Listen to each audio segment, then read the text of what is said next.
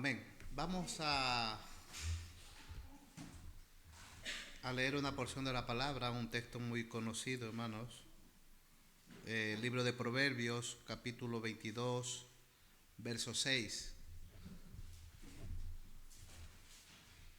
Nos ponemos en pie y le damos lectura a la palabra del Señor. Amén. Capítulo 22, verso 6. Dice así la palabra de Dios, en el nombre del Padre, del Hijo y de su Santo Espíritu. Instruye al niño en su camino, y aun cuando fuere viejo, no se apartará de él. Amén. ¿Lo leemos todos? Amén. Instruye al niño en su camino, y aun cuando fuere viejo, no se apartará de él. Amén. Señor, te agradecemos en esta tarde, porque tú eres bueno, porque tu palabra es eterna, porque tu palabra nos enseña, porque tu palabra, Señor, nos da vida, nos da esperanza. Tu palabra nos abre el entendimiento, tu palabra, Señor, trata con nuestras vidas porque eres tú mismo hablándonos a través de ella, Señor. Te agradecemos, toma nuestros labios y ayúdanos, Señor, a hablar conforme a tu voluntad. En el nombre de Jesús, amén. Pueden sentarse, hermanos, amén. Sabe que mientras leía este pasaje, me estaba recordando en mi niñez, y hay algo, hermanos, que ya lo he dicho y lo repito porque viene al caso decirlo. En mi familia habían cristianos en diferentes familias, pero una de mi familia, mi abuela en este caso, era la que Dios lo usó para evangelizarme a mí. Mi abuela siempre me hablaba del Señor, siempre me hablaba, ¿no? Yo no conocía al Señor, yo era pequeño, jugaba como todo niño, pero mi abuela siempre me hablaba del Señor. Y esa palabra quedó sembrada en mi vida. Incluso me enseñó desde pequeño a cómo reprender un demonio, imagínense yo. Ni caso, ¿no? Ni caso a lo que ella me decía. Pero esa palabra que ella sembró en mi corazón comenzó a hacer efecto a partir de los 12, 13, 14 años en adelante. Quizás yo no le puse la atención que tenía que ponerle, como siempre el pastor dice, no, tú no te enteras, pero todo el mortal se está enterando. Yo no le puse la atención de una manera física, pero cuando llegó el momento, sí que esa palabra comenzó a salir de mi vida. Y no es porque yo me acordé, sino porque es el Espíritu Santo que trae palabra a nuestra vida en los momentos que la necesitamos. Amén. Y es así, hermano, que esta palabra dice, instruye al niño en su camino y aun cuando fuere viejo no se apartará de él. Nosotros tenemos un grupo de jovencitos y su hermana Norma tiene sus nietos, otros hermanos tienen sus nietos, sus hijos, pero nosotros vemos a veces como que ellos tratan de desviarse, ¿no? Porque el mundo los quiere atrapar y no somos ciegos, nosotros nos damos cuenta. Yo me doy cuenta de los jóvenes cómo el mundo los quiere atrapar, cómo ellos ceden a muchas cosas porque el mundo los atrae, porque el mundo les gusta. Y no me digan que no les gusta, porque les gusta. A todos los jóvenes les agrada lo que sus amigos hacen, les agrada las cosas del mundo. Pero el Señor dice que el mundo y su deseo pasa, pero el que hace la voluntad de Dios permanece para siempre. Sé que cuando un joven me dice a mí, no me gusta el mundo, ¿te gusta el mundo? Y vamos a ser sinceros, el mundo nos gusta, nos atrae. Si a nosotros que somos mayores nos atrae el mundo y luchamos contra el mundo para decirle no, hay ciertas cosas, ciertos parámetros que tenemos que decir no. Amén. Y sabe algo, hermanos, que si ellos que son jóvenes tienen esa tentación, mucho más nosotros que también ya somos viejos, ¿verdad? O vamos para la vejez. Pero el mundo nos gusta, el mundo nos atrae. A veces yo me encuentro con un amigo por ahí y él dice, de una cerveza. Y dice, ¿tú vas a pedir una? Le digo, no, yo pido una Coca-Cola o un café con leche, algo así. Y él me dice, ¿pero por qué no bebes? Porque no me gusta, porque no quiero. y le digo la verdad, no me gusta. O sea, antes me gustaba, antes me llamaba la atención, y es que ahora hasta me huele mal el tabaco, la cerveza. Y sabe algo, hermanos, y todo eso ya no me agrada. Y cuando yo retrocedo mi vida para atrás, hermanos, y analizo cada instante de mi vida, cada momento que yo viví, yo le digo, Señor, gracias, porque gracias a tu misericordia hoy estoy aquí y no estoy donde yo hubiera estado si tu misericordia no me hubiera atrapado. Y yo creo que cada uno de ustedes tiene su historia. Cada uno de ustedes podrá expresar de dónde le sacó Dios. Amén.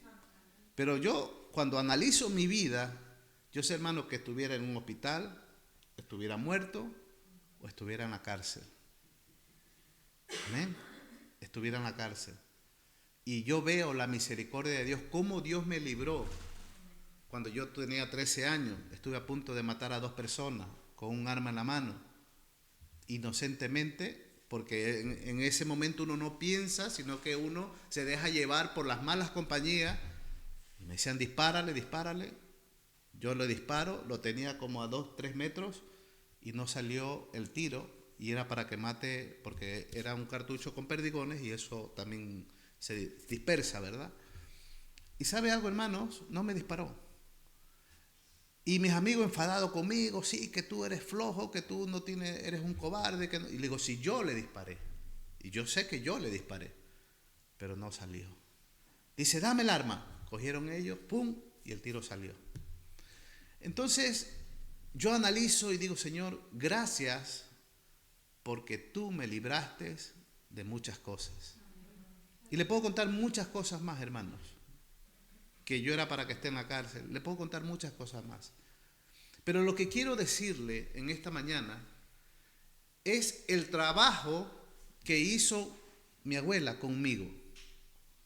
Ella me instruyó de una manera que no fue una instrucción quizás, hermanos, de meterle la palabra por los ojos, de meterme la palabra. No, el trabajo de ella, ¿sabe cuál era?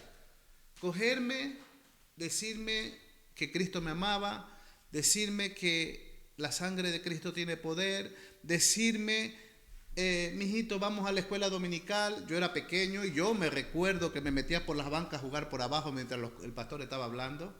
Yo me recuerdo de eso, hermano. Yo me recuerdo que yo jugaba en la escuela dominical. Y toda esa instrucción que yo recibí, porque mi abuela me llevaba, eso, hermanos, hizo que yo nunca me olvide de la palabra de Dios. El tiempo ha pasado, el tiempo ha transcurrido, hermano, y esa palabra sigue penetrada en mi corazón por causa de la instrucción de lo que hizo mi abuela. Ahora, yo quiero que cada uno de ustedes analice el trabajo que usted está haciendo con sus nietos, con sus hijos, con sus familias, con sus niños. Ahora, no es necesario, hermano, y meterles, ¿cómo le digo? La palabra de una manera brusca, de una manera, hermano, que ellos odien el Evangelio, sino introducírsela de una manera de decirle que Cristo les ama, que todo lo que ellos hacen es producto de la juventud. ¿No se da cuenta ustedes, los jóvenes, ahora cómo se visten y aparecen hasta pandilleros caminando, verdad? Sí lo has visto, porque el mundo los quiere atrapar. O dígame usted que usted no pasó por eso. Si yo cuando me miro las fotos que yo tenía antes, yo hasta me río, ¿no? De cómo yo andaba. El otro día le contaba a mi hijo, me dice, ¿cómo tú te peinabas cuando eras joven? Y le explicaba, y le decía como Pedro el Escamoso, no sé si lo conocen por ahí. Y se reía y dice, ¿así no te da vergüenza? Digo, no me da vergüenza. Pero bueno, eran costumbres. Me acuerdo que hubo un tiempo que los pantalones salían con basta ancha, después salieron con, decían tubos, que solo se le veía la pierna, lo que se usan ahora, muchos usan ahora eso. Pero son modas, hermanos, que uno vivió. Pero sin embargo, lo que quiero decirle es la instrucción de lo que nosotros tenemos que hacer con nuestros hijos. Ellos, como les digo, hermanos, quieren ser atrapados, pero ellos tienen que saber algo. Y yo quiero, hermano, que en esta tarde usted también le pase estas palabras a ellos, porque Dios va a visitar sus vidas en un tiempo aceptable, en un tiempo donde Dios va a comenzar a obrar con ellos. Porque sabe, como le dije, mi abuela me habló, pero un día Dios me visitó. Y ellos ahora quizás están despistados, están de una manera que no se enteran de nada, pero Dios les va a visitar a ellos en un día. Y cuando Dios les visite a ellos, ellos van a tomar la mejor decisión de su vida. Porque cuando conozcan a Dios, yo les digo, cuando a veces hablo con el pastor, le digo, estos jóvenes, les digo, necesitan tener un encuentro con el Señor. Ellos están aquí en la iglesia, pero no han tenido un encuentro con Dios. Y usted dice, ¿está juzgando? No, no estoy juzgando, sino que se ve, se nota. Cuando un joven tiene una experiencia con Dios, su vida es trastornada, cambiada, transformada. Y es eso lo que ellos necesitan. Entonces nuestras oraciones no es acusarlos, sino ayudarles a que ellos comiencen a tener ese encuentro con Dios. ¿Cómo les vamos a ayudar? Con nuestro testimonio, con nuestra manera de enseñarles, con nuestra manera de orar por ellos. Porque a veces hablamos, pero no oramos. Y nosotros tenemos que orar por ellos, para que Dios trabaje con ellos, para que Dios los toque, para que Dios los transforme. Amén. Porque vendrán tiempos difíciles para ellos. Dios a veces nos aprieta, hermanos. Nos aprieta, y es en ese momento que nosotros tenemos un encuentro con Dios. Y en cualquier momento Dios va a tratar con ellos. De alguna u otra manera Dios va a tratar con ellos. Y yo quiero, hermanos, que nos vayamos al libro de Génesis.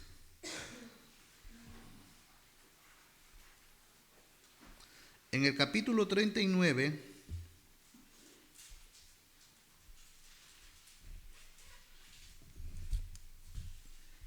y en el verso 2, todos sabemos quién fue José, ¿verdad? José fue un joven que por causa de la envidia de sus hermanos fue llevado a Egipto, fue vendido por sus propios hermanos, fue vendido a Egipto.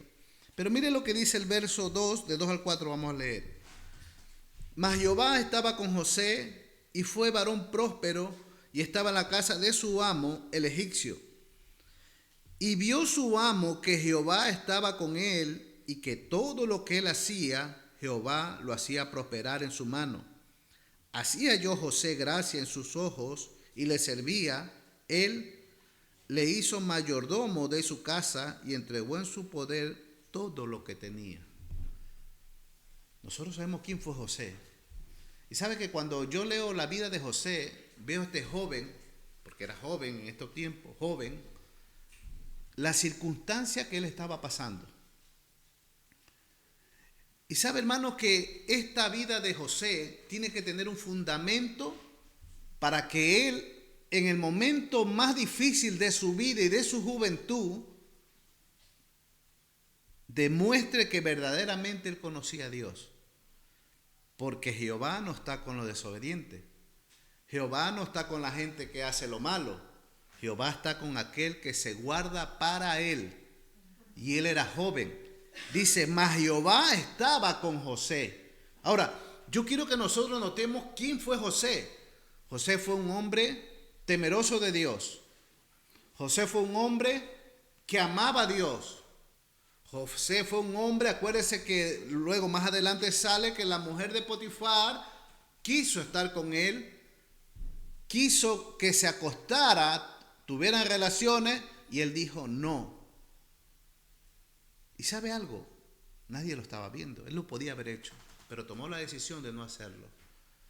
Ahora, yo me pongo a analizar qué pasó con José para que tome esta decisión.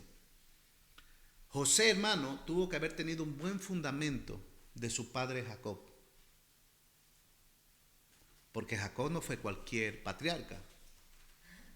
Jacob fue aquel que tenía visiones, aquel que luchó con el ángel por una... ¿Se acuerda, verdad? Y yo me imagino a Jacob hablando con su hijo, enseñándole que él había tenido esa experiencia con Jehová su Dios. Yo me imagino a Jacob enseñándole a José todas sus experiencias, todas las cosas vividas con Dios. Y José tomó la decisión de agradarle a Dios. Yo imagino que Jacob a todos sus hijos le debe haber hablado, pero hay uno que se encaminó para bien. Hay uno incluso que le decía a su padre lo mal que se portaban sus hermanos, que era José mismo, ¿verdad? Y por causa de esto, por causa de su rectitud, por causa de querer agradar a Dios, lo venden y se va a Egipto. Y en Egipto, hermano, en lugar él de renegar por todo lo que le ha pasado, más bien se aferra al Señor. ¿Por qué? Porque su fundamento de haber conocido al Señor lo llevó a ser fuerte en los momentos de angustia.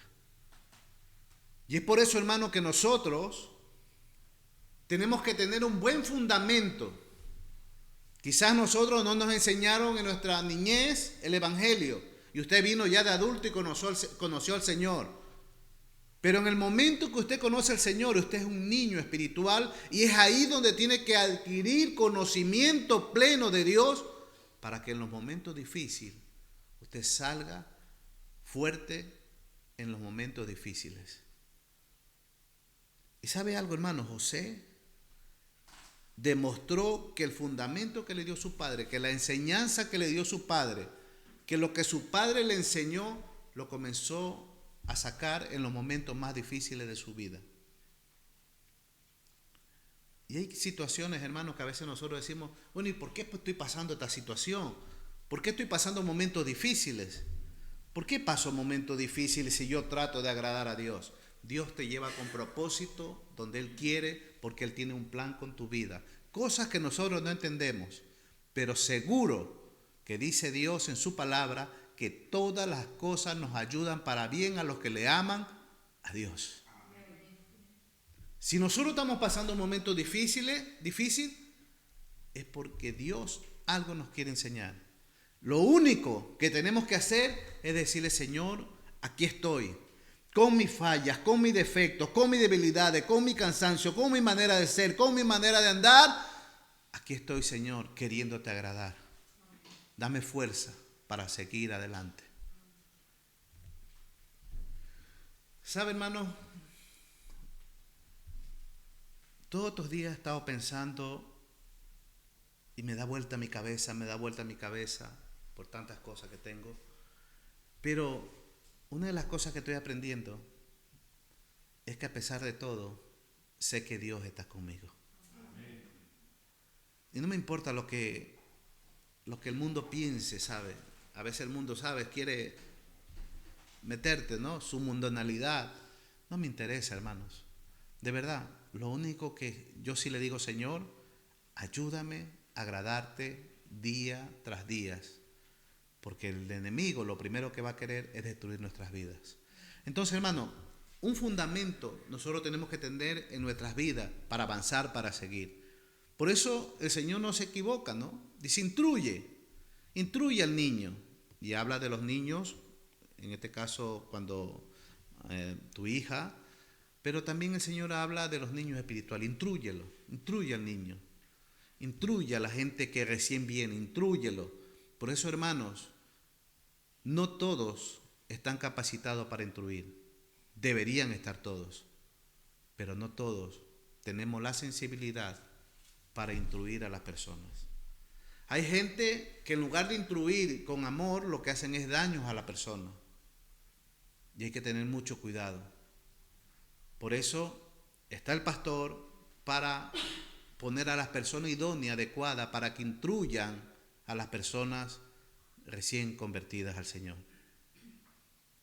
Como les digo, todos deberíamos estar dispuestos para hacer ese servicio, pero lamentablemente la Biblia muestra que hay muchas personas que no están aptas para hacer ese trabajo. Amén.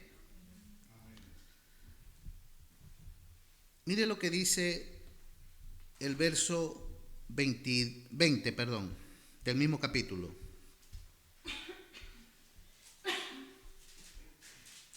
Acuérdese que ya José ya estaba ahí, la mujer quiso estar con él. Pero en el verso 20 Dice, y tomó su amo a José y lo puso en la cárcel donde estaban los presos del rey, y estuvo allí en la cárcel. Pero Jehová estaba con José y le extendió su misericordia y le dio gracia ante los ojos del jefe de la cárcel. Y el jefe de la cárcel entregó en mano de José el cuidado de todos los presos que había en aquella prisión, todo lo que hacían allí, y él lo hacía. Segunda prueba fuerte para él, ¿verdad? Sin embargo, él muestra que tenía esa templanza, ese amor a Dios, de agradarle a pesar de las circunstancias. Cosa que nosotros tenemos que estudiar, hermano, porque a nosotros nos falta eso. Cuando pasamos momentos duros, en lugar de buscar a Dios, le echamos la culpa a Dios. O muchas veces nos enfadamos con Dios. ¿Y sabe por qué pasa eso? Porque no tenemos una espiritualidad de crecimiento en nuestras vidas. Hay mucha gente, hermano, que tienen el evangelio 30, 40 años y son inmaduros. No han crecido en el evangelio, no han crecido en la palabra. Por eso Pablo decía, ¿verdad? Ya tanto tiempo, y síguense a los Gálatas, tanto tiempo y todavía soy carnales, años de años y todavía soy iguales. Es tiempo, hermano, de comenzar a crecer. Es tiempo, hermano, de comenzar a llevar una vida como a Dios le agrada. Amén.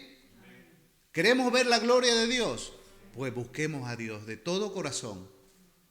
Busquemos a Dios de todo corazón. No importa, hermano, cómo estemos. Dios sabe lo que hay dentro de ti, que es lo más importante. Amén. Y mire, y esto me hace entender el trabajo que tuvo su padre con él. Le enseñó. Por eso cada uno de nosotros, hermano, tenemos una responsabilidad con nuestros hijos. Yo a mi hijo le he cogido, le he hablado y le he dicho, el Señor te va a visitar un día y es ahí donde tú vas a tomar una decisión. Yo con él me he sentado, le he hablado las experiencias que yo he tenido con Dios y yo le digo a él, Dios es real, Dios existe. No es esto nada más que ustedes están viendo ahora, que se les habla de Dios, que Dios existe, que el evangelio te va a llevar a la salvación, que sí es verdad, que Cristo viene en una nube, que sí es verdad. Pero yo quiero decirle a ustedes, jóvenes, que Dios les va a visitar. Dios les va a visitar. Y cuando ustedes sientan esa visitación de Dios, su vida va a ser transformada y va a ser tocada y van a cambiar su expectativa y su manera de pensar. Porque ahí es cuando van a quererle agradar a Dios. Ahí es cuando se van a humillar a Dios de todo corazón. Ahí es cuando van a tener esa relación con Jesús, que es lo que ustedes necesitan. Amén. Cuando ustedes tienen esa relación con Jesús, no importa novio, no importa nada, solo importa Cristo. Y se guardan para Él. ¿Sabe por qué? Porque enamorarse de Jesús es lo más bello que a mí me ha pasado. Cuando yo tenía 19 años, yo me entregué al Señor. ¿Y sabe algo, hermanos? Dejé todo. Andaba atrás mío una chica que no me deje. Le digo, te dejo por Cristo. Y de verdad que la dejé. Y sabe algo, hermanos, que me enamoré tanto del Señor. Tanto, mis amigos se burlaban. Mis amigos, ven, Víctor, ven. Me esperaban en grupo en la esquina, ven. Está lo que te gusta. Le digo, no quiero. Me enamoré del Señor. Y sabe algo, hermanos, muchos dicen el primer amor. El primer amor es lo más lindo, pero el primer amor tiene que permanecer siempre en nosotros. Siempre en nosotros. Y en el primer amor es cuando Dios más se muestra, porque Él quiere que nosotros le conozcamos. Y luego es como que se va Dios de nuestras vidas, ¿no? Dice, ay, es que perdí el primer amor. No, lo que pasa es que ya estás comenzando a crecer. Ya tienes que comenzar a caminar solo. Al principio Dios te ayuda, Dios te abraza, Dios siempre lo hace si tú le buscas. Pero, ¿qué es lo que sucede? Que Dios quiere que tú ya camines, que ya tú te desenvuelvas solo, que ya vivas por fe. Amén. Por fe. Porque al principio, ¿verdad? Sentimos esas caricias de Dios, nos inundamos del Señor. Y no es que Dios no lo quiera hacer, Dios lo puede seguir haciendo, pero Dios quiere que entiendas que no solamente se vive de emociones, sino se vive de fe también. ¿Qué dice que es la fe? De lo que no se ve. Esa es la fe. Amén, hermanos. Y mire, y hay algo, este es José, ¿verdad? Y hay una mujer, porque van a decirnos que solamente Dios hablaba con los hombres. Y le voy a explicar de una chica que casi nunca nadie la nombra. Y mire, se encuentra en Segunda de Reyes,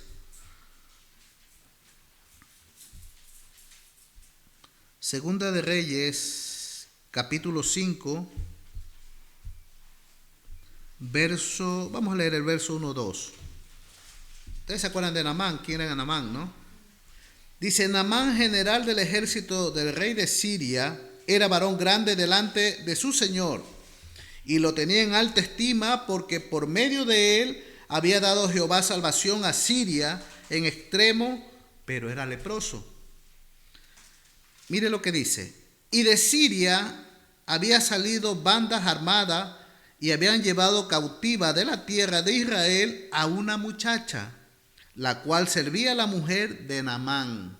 Vamos a leer hasta ahí un momento, amén. Usted se acuerda que Siria tenía guerra con Israel, ¿verdad?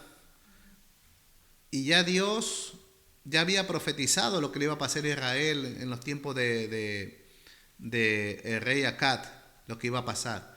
Lo cierto es que Siria tenía guerra con Israel y lo tenía casi cautivo. Dice que había traído cautiva a una muchacha.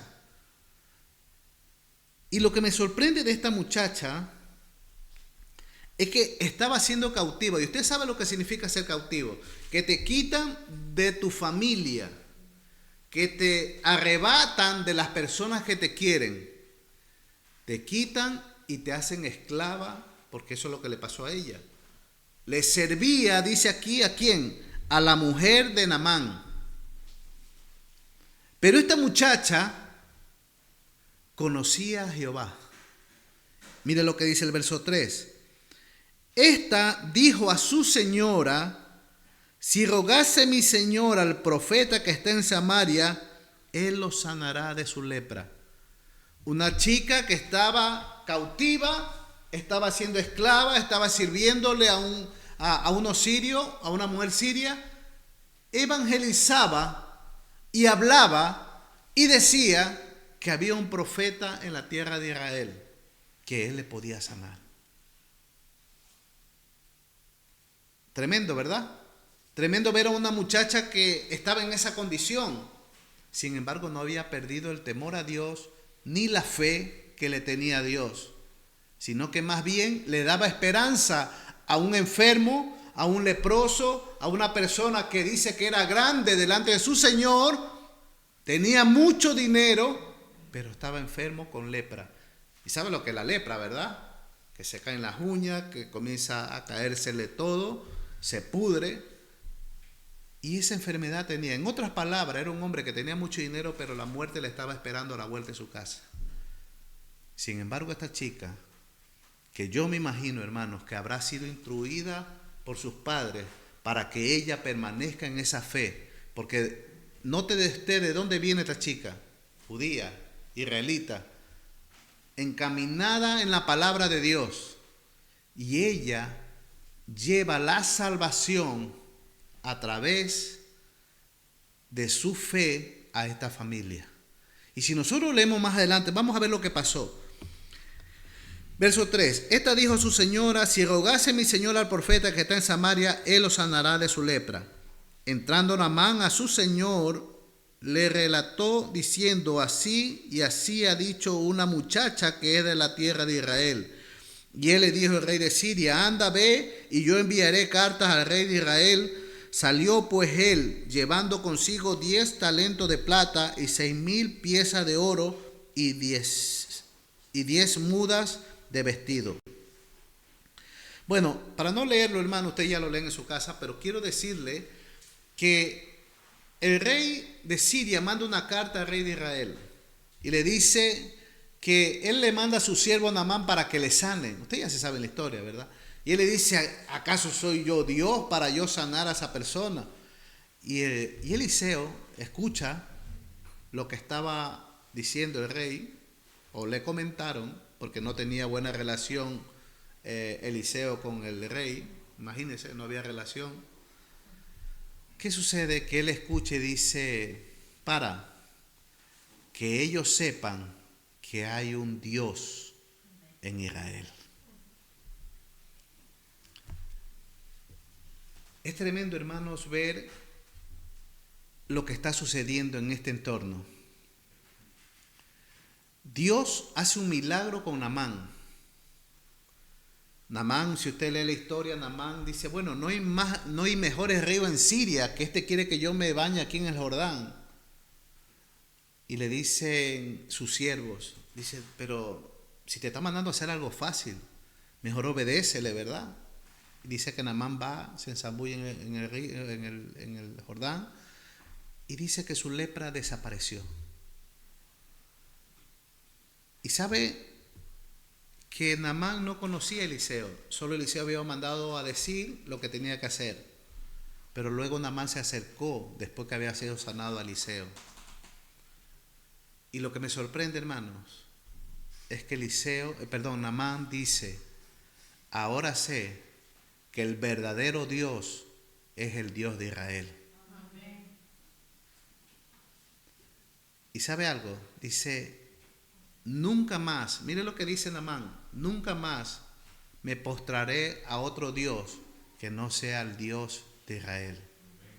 En otras palabras, se convirtió de verdad. Pero ¿por qué causa viene esta conversión? Por causa de una chica que tenía base de conocimiento de Dios. Y esta base de ella llevó a evangelizar a una persona. ¿Qué es lo que le quiero decir, hermano, en esta noche? Cuando dice Dios, el Proverbios, instruye al niño y aun cuando fuere viejo nunca se apartará de él. Nuestro deber como padres, como familiares, es instruir a nuestros nietos, hijos, sobrinos, instruirlos, y ya Dios se encargará del resto. Porque ¿sabe algo, hermanos? Todos estos jóvenes de aquí y los que no han venido, Dios tiene un propósito con ellos para este mundo. Porque tú y yo quizás, si es que Cristo no viene, nos vamos a morir. Pero Dios tiene que tratar con ellos, porque el Evangelio no se va a parar. El Evangelio no funciona porque tú estás aquí. El Evangelio va a continuar, estés o no estés tú. Pero Dios va a tratar con ellos porque ellos van a ser las nuevas luces que alumbrarán este mundo que está en tinieblas. Y yo lo creo y yo sé que Dios va a obrar con ellos, Dios va a trabajar con ellos. Es por eso, hermanos, que tenemos que instruir para ver frutos en ellos. Quizás ahora ellos ni saben. Yo a veces le digo a Brian, quizás algún día vas a ser pastor. ¿Yo? No lo sé, le digo. Pero sé que Dios tiene un propósito en tu vida. ¿Y sabe algo, hermanos? Que mi abuela nunca me vio convertido. Ni supo que yo me había hecho cristiano, porque ella murió. Pero la palabra de Dios nunca murió. Y como dice el Señor, nunca regresa vacía. Yo soy fruto de una abuela que me instruyó cuando yo era pequeño. Y es por eso, hermanos, que no se canse de hablarle a sus hijos. No se canse de instruirlos a ellos. Y no se canse de tener autoridad en su hogar del Señor en su vida, para que ellos vean que usted tiene autoridad. Y cuando hablo de autoridad, no hablo de ser autoritario, sino hablo de autoridad bajo la unción del Espíritu Santo. No hay que obligarlos, solo hay que enseñarles. Y vamos a ver el fruto de nuestro trabajo, si es que lo vemos. Y si no lo vemos, ellos testificarán por nosotros en un futuro. Pero la palabra de Dios nunca regresa vacía. Instruye al niño y nunca se apartarán del Señor. Amén. Mire lo que pasó con José, mire lo que pasó con esta muchacha que no tiene nombre. Pero los hechos son los hechos. Dios tiene un plan para cada uno de nosotros. Amén. Dios tiene un plan para ti, William, Anaeli, Génesis, Brian, Ariana. ¿Cómo? Samara. Dios tiene un plan para ellos.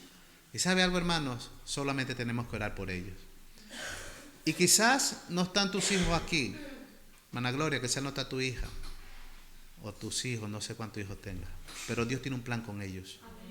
Solamente tenemos que creerlo. Hermana Guadalupe, hermana Marcela, hermano, Dios tiene un plan. Lo único que nosotros tenemos que hacer es clamar a Dios. Y nosotros buscar a Dios de todo corazón. Y Dios se encargará del resto.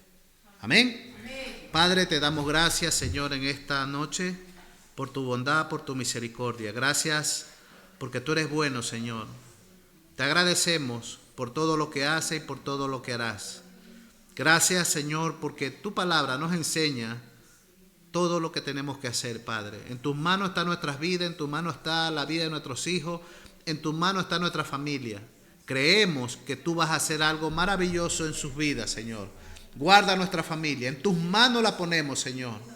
En tus manos ponemos nuestros familiares, Señor, ahí en nuestros países, ahí en sus trabajos, Señor, nuestras esposas, nuestros esposos. Padre, en tus manos lo ponemos, Señor, y que la unción del Espíritu Santo los guarde donde quiera que estén. Gracias te damos, Señor, en el nombre de Jesús. Amén. Que el Señor le bendiga, hermanos. Amén.